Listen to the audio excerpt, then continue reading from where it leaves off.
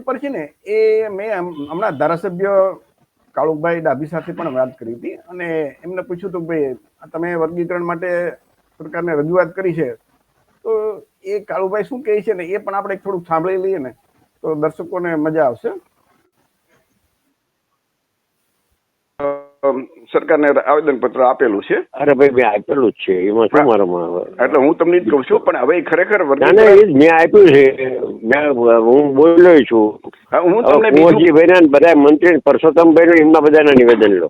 એટલે એમ નહીં, હું એનું નિવેદન તમારું નથી લેવા માંગતો. હું એમ કહું છું કે વર્ગીકરણ થી તો આપણા સમાજમાં ભાગલા પડે એમ છે, પણ એના કરતા વધારે મને જાતિ આધારિત વસ્તી ગણતરી એ આપણે નથી થઈ. એમાંથી આખા જ્યાં જ્યાં રાજ્યોમાં જાતિ આધારિત વસ્તી ગણતરી થઈ ને એમાં તો આપણી ઓબીસી ની જે વસ્તી છે ને એ 60 થી 65% આવી. બિહાર છે, તેલંગાણા છે, કર્ણાટક છે. બરોબર છે. પણ આપણા સમાજના બીજા ધારાસભ્યો મંત્રીઓનું એનું બધાને કહો બધાનું લેશું આપણે બાઈક. એટલે ખરેખર તો એ જાતિ આધારિત વસ્તી ગણતરી જરૂરી છે. બીજું ઓબીસી ના વસ્તીના પ્રમાણમાં આરક્ષણ મળે એ જરૂરી છે. આપણી 60-65% વસ્તી છે તો છતાં આપણને 27% આરક્ષણ મળે તો સરકાર તમારી છે અત્યારે તો એ સરકારમાં રજૂઆત કરીને તમે એ કરાવી શકો કે નહીં એમ કે ઓબીસી ના વસ્તીના પ્રમાણમાં આરક્ષણ મળે. બરોબર છે. બીજું બીજા કોઈ આપણા સમાજના બીજા કોઈને પૂછો, મને એક બધું ના પૂછપૂછ કરવાનું. બરોબર છે કે કળભાઈ, એટલે તમારો અભિપ્રાય આપણે તો જે પછાત વર્ગના પૂછવાનું બીજાનો અભિપ્રાય લો ને. મેં તો આપી દીધો, મારે જે આપવાનો છે. એમ નહીં તો માનો કે મંડળ કમિશન ની ભલામણ છે એ ફક્ત 2 જ અમલ મેં કર્યો, બાકીની બધી ભલામણ હજી આજની તારીખે બાકી છે અમલ કરવાનો. તો બીજું આમ તો એ આ બધી વસ્તુ છે એ આપણે અગત્યની છે. વર્ગીકરણ અગત્યનું નથી. આર્થિક સમાનતાની કોઈ વાત નથી કોઈ કરતું. આખા દેશની અંદર દરેકને એક સમાન અને ફ્રી શિક્ષણ મળે એના માટે કોઈ નથી બોલતું. બરોબર છે. તો એ આપણા માટે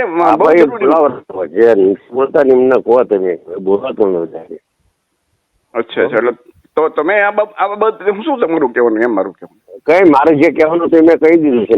વર્ગીકરણ બાબતે હું આ બાબતે માનો કે મંડળ પંચ નો પૂરો અમલ થાય એટલે ઓબીસી ના વસ્તીના પ્રમાણમાં આરક્ષણ મળે એ બાબતે તમારો શું કહેવાનું? મારી સિવાય આપણા સમાજના ઘણા મંત્રીઓ છે, ધારાસભ્યો છે, ભલે ભલે. તો મિત્રો આજે કાળુભાઈ ડાભી છે ને એમના વર્ગીકરણ માટે એ મેં સોશિયલ મીડિયામાં જોયું હતું, સરકારને લખ્યું છે વર્ગીકરણ કરવું જોઈએ. તો ખરેખર આપણા ધારાસભ્યો છે એ ખરેખર આપણા મુદ્દા છે એના માટે બોલતા નથી અને જે મુદ્દા નથી એના માટે બોલે છે. એટલે જ રાઠોડ સાહેબ કહે છે ને કે આમાં કંઈક કોકનો મલાફાઈડ ઇન્ટરેસ્ટ હોય એવું લાગે છે. રાઠોડ સાહેબની વાત છે ને એ આપણને ગળે એટલા માટે ઉતરે. બીજું આપણી સાથે યુવા કાર્યકર છે અંકિતભાઈ ઠાકોર, એ આપણી સાથે જોડાણા છે. અંકિતભાઈ, એમ ગૌતમ બુદ્ધે આજથી 2500 વર્ષ પહેલા કીધું કે તમે જેવું વિચારશો ને એવા બનશો. તો સાચી વાત અમને એ કે ભાઈ દાખલા તરીકે ગુજરાતમાં ચૂંટણી થાય તો ચૂંટણી પહેલા જ ભાજપવાળા નક્કી કરે કે ભાઈ અમારા મુખ્યમંત્રી પહેલા વિજયભાઈ હતા તો વિજયભાઈ રૂપાણી, એ પહેલા મોદી સાહેબ, તો હવે એમ કે ભાઈ ભૂપેન્દ્રભાઈ પટેલ. તો એનો મતલબ કે જે 85% સમાજ છે એની તો બાદબાકી જ થઈ જાય ચૂંટણી પહેલા જ. ખરેખર તો જે ચૂંટાયેલા પ્રતિનિધિ છે એને ચૂંટવાનો હોય એ તો પહેલા કહી દે છે આપણને. એ લોકો ઈમાનદાર છે કે ભાઈ તમને બનાવવા નથી, તમારે ખાલી સેવા કરવાની, આંગળી ઊંચી કરવાની, તમારે મત દેવો હોય તો દેજો. તો આપણા લોકો વિચારે જ એવું, મત જ એને આપે અને એને જ મુખ્યમંત્રી બનાવે અને એની પાસે બધી આશા રાખે કે ભાઈ અમને અન્યાય અત્યાચાર ન થાય અને અમારી બધી માંગણીઓ પૂરી કરે. તો 30 વર્ષથી ગુજરાતમાં એક જ સરકાર છે. રાઠોડ સાહેબ કીધું ને, બહુ સાચી વાત છે. તો જે યુવાનો છે, કોળી સૌથી મોટો કોળી ઠાકોર સમાજ છે, એના યુવાનોમાં રગે રગમાં જે રાજકારણ હોવું જોઈએ એ નથી. આ રાજકારણ છે ને બીજી જે જનરલ કાસ્ટની જે બધી જાતિઓમાં જે હોય છે ને યુવાનોમાં, એ આપણામાં નથી. કેમ આપણે શાસક બનવા નથી વિચારતા? કેમ આપણને તમે જો કે સારું ખાતું ન મળે, આવું બધું. તો ગૌતમ બુદ્ધ એમ કીધું ભાઈ તમે વિચારો દેવા છે કે ભાઈ તમારે ગુલામ રહેવું છે તો તમે ગુલામ રહેવાના. આ 2500 વર્ષ પહેલા અને એ સાબિત થાય છે કે આપણને ખબર છે કે એ લોકો નથી બનાવવાના, આપણને નથી આપવાના. રાઠોડ સાહેબ બોલો બોલો. હા, હવે હું જે મુહિમ ઉપાડી છે તો મને એટલું શરમ આવી કે મેં એક કોમેન્ટમાં 2 કે 3 જેટલા ઠાકોરોએ લખ્યું કે મંત્રી બનવાથી કે સારું ખાતું મળવાથી થોડી સમાજ સેવા થાય. હવે એમને જ નક્કી કર્યું છે કે આપણે ખુરશીઓ સાફ કરવા માટે જ સર્જાયેલા છે, તો પછી એ જ રહેવાનું ને. મને જાત ઉપર શરમ આવી કે મેં જે કોમેન્ટ કર્યું કે ભાઈ એક ઠાકોરને ગાભાજી મંગાજી ઠાકોર જે 1998 કેબિનેટ મંત્રી બનાવ્યા પછી એકને કેબિનેટ મંત્રી બનાવ્યા નથી. તો કોમેન્ટમાં ઠાકોરે આવા જવાબો આપ્યા કે એવું થોડું છે કે મંત્રી બને, કેબિનેટ મંત્રી બને તો જ ઠાકોરોની સેવા થાય. હવે એમણે જ નક્કી કર્યું છે એમને ખુરશીઓ સાફ કરવાનું નહીં, તો પછી કઈ રીતે આગળ આવે? વાત સાચી તમારી. તો અંકિતભાઈ, ડોક્ટર બાબા સાહેબ આંબેડકરે કીધું કે political power is master key. તો આપણો આવડો મોટો ઓબીસી સમાજ છે, ગુજરાતમાં 60% SC ST આપણી સાથે છે, અને છતાં આ સમાજ શાસક ન બને અને ફક્ત ભીખ માંગ્યા કરે, તો એ કેટલે અંશે એ શરમજનક તો આપણા માટે કહેવાય ને. આ સરકારને આપણે એમ કહીએ સરકાર નથી કરતી, પણ સરકારને બેસાડનાર તો આપણે લોકો છીએ ને. તો ગુનેગાર તો અંતે આપણે સાબિત થઈએ કે આપણે એવા લોકોને બેસાડીએ છીએ જે આપણા માટે કાંઈ નથી કરવાનું, છતાં પછી આપણે એને દર વર્ષે એક વખત ભૂલ થાય, 2 વખત થાય, વર્ષો વર્ષ ભૂલ જ કરવાની, પરિવર્તન જ નહીં. રાજાશાહી હોય કે તાનાશાહી જેવું વાતાવરણ થઈ ગયું. તો એક યુવાન તરીકે તમે શું વિચારો છો અંકિતભાઈ? નમસ્કાર બધા મહેમાનોને, અને મને તમે સમય આપ્યો એ બદલ આપનો બહુ આભાર છે. દેખો, ઠાકોર સમાજનો આજે જે વાત ચાલે છે એના પહેલા હું એક વસ્તુ કહીશ ખાસ. એક સારું સુવાક્ય છે કે શિક્ષા એ સિંહણનું દૂધ છે કે જે પીવે છે એ ત્રાણ પાડે છે. અને સાહેબ, શિક્ષાનો અભાવ આપણા સમાજોમાં, જે ઓબીસી સમાજોમાં કે ખાસ કરીને ઠાકોર કોળી સમાજમાં શિક્ષાનો અભાવ છે, એ સૌથી મોટું પરિબળ છે કે આપણે લોકો એક નથી, જાગૃત નથી. અને બીજા સમાજોનું અમે બહુ નજીકથી જોઈએ છીએ કે જેને આપણે સવર્ણ સમાજો કહીએ છીએ કે જે વિકસિત થઈ ગયેલા સમાજો છે.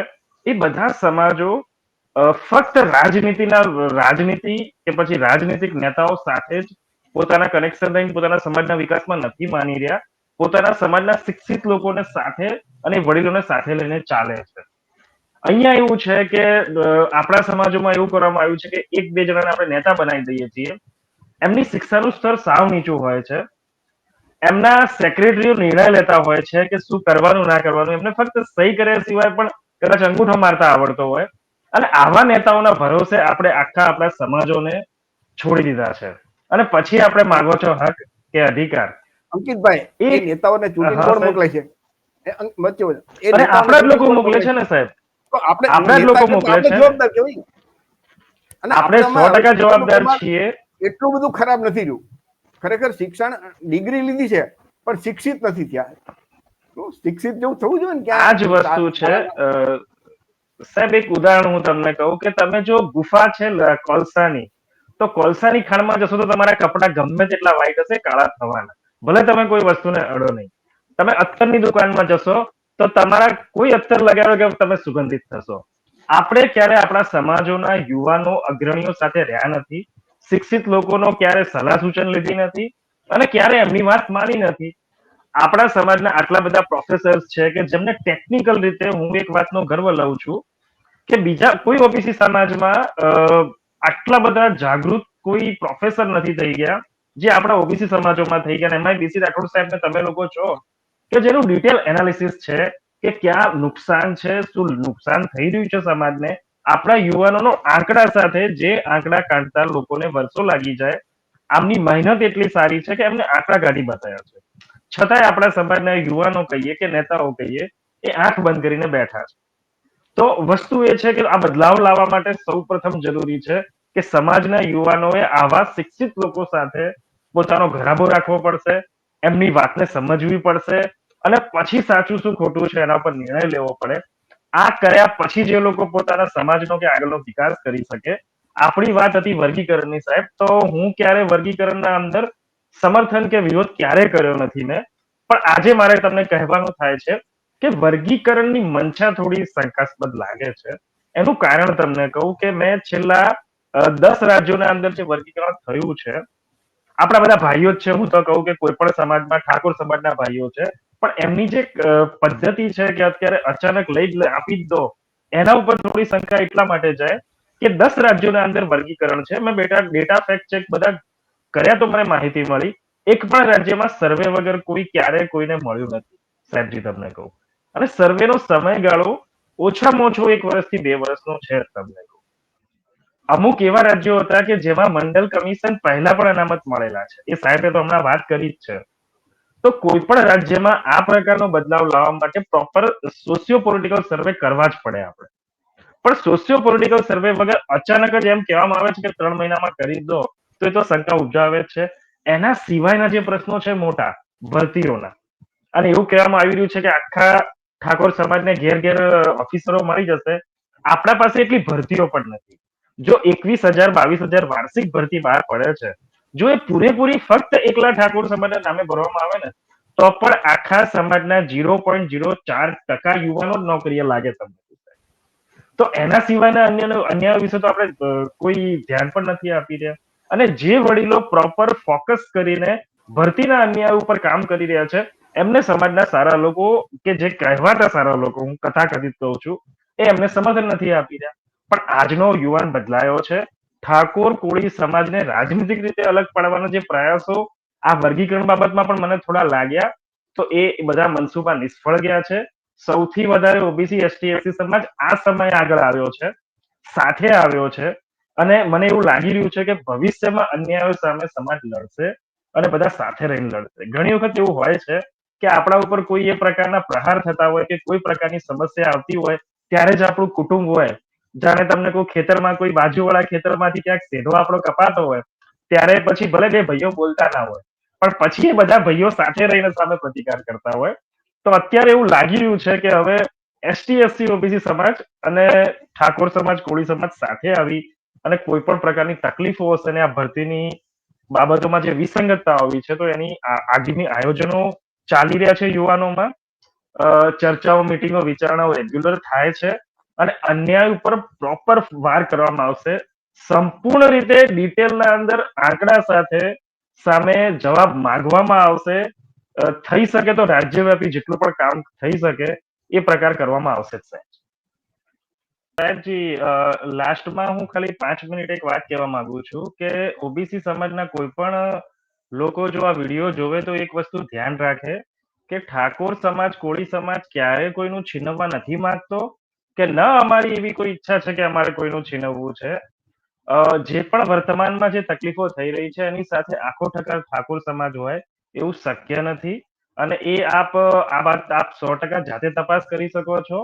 તો સમાજમાં વૈમનસ્ય ના ફેલાય એનું ધ્યાન રાખવું સૌથી વધારે જરૂરી છે. ઓબીસી સાથે રહે એમાં જ ઓબીસી નો ફાયદો છે.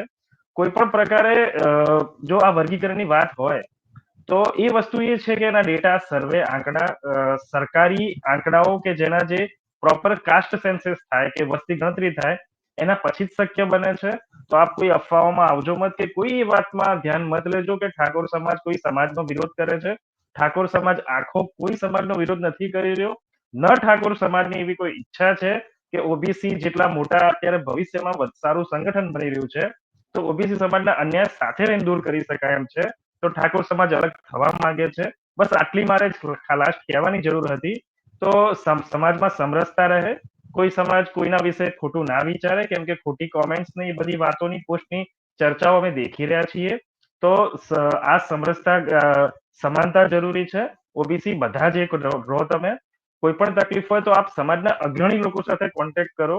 જે તમને લાગે કે સમાજના અંદર જે લોકો થોડા બૌદ્ધિક વર્ગ છે એમની સાથે આપ સંપર્ક કરો. અમે તમને દરેક વાતનો જવાબ આપીશું. તો એ પ્રકારનું કામ ના થવું જોઈએ. એ બાબતનો હું તમને બહુ વિનંતી કરું છું કે ઠાકોર કોળી સમાજ કોઈ ઓબીસીના કોઈ પણ સમાજના વિરુદ્ધ નથી. આજના કાર્યક્રમનો સાર એવો છે કે ઓબીસીમાં વર્ગીકરણ જરૂરી નથી. એટલે કે વર્ગીકરણ થાય એનામાં તરફી આપણે લોકોએ ક્યાંય વાતાવરણ નથી બનાવવાનું, ક્યાંય રજૂઆત નથી કરવાની. પરંતુ ઓબીસીના જે પ્રાણ પ્રશ્નો છે કે ઓબીસીને વસ્તીના પ્રમાણમાં આરક્ષણ મળે, દાખલા તરીકે 65% વસ્તી આવશે તો 65% આરક્ષણ મળે, મંડળ પંચની બધી ભલામણોનો અમલ થાય. આ તો 2-3 મુખ્ય માંગણી છે કે ભાઈ દરેક ભારતના દરેક બાળકને કોઈ જાતિ કે ધર્મના ભેદભાવ સિવાય બધા બાળકોને એક સમાન અને ફ્રી શિક્ષણ મળે, આરોગ્ય સેવા મળે. શાસન અને પ્રશાસનમાં તમામ જગ્યાએ ઓબીસી, એસસી, એસટી સહિત ઉચ્ચ વર્ણો તમામને, બ્રાહ્મણોની જે વસ્તી છે તે પ્રમાણે ટૂંકમાં સવર્ણોને એ પ્રમાણે મળવું જ જોઈએ. વસ્તીના પ્રમાણમાં બધી જગ્યાએ શાસન પ્રશાસનમાં ભાગીદારી મળે એ થવું જોઈએ, એ આપણી માંગ છે. અને ઓબીસી, એસસી, એસટીના તમામ મિત્રોને એક ખાસ વિનંતી કે આપણા સમાજમાં ઓબીસી, એસસી, એસટી સમાજમાં એકતા અને ભાઈચારો થાય તેવું વાતાવરણ બનાવજો અને તેવું કામ કરજો તેવી શુભેચ્છા. કાર્યક્રમની અંદર પ્રોફેસર ડોક્ટર બીસી રાઠોડ જોડાણા, એમનો ખૂબ ખૂબ આભાર. પ્રતિકભાઈ અંકિતભાઈ ઠાકોર જોડા, એમનો ખૂબ ખૂબ આભાર. કાર્યક્રમ આપણે અહીંયા પૂરો કરીએ. જય ભીમ, જય સંવિધાન, જય વિજ્ઞાન, નમો બુદ્ધાય.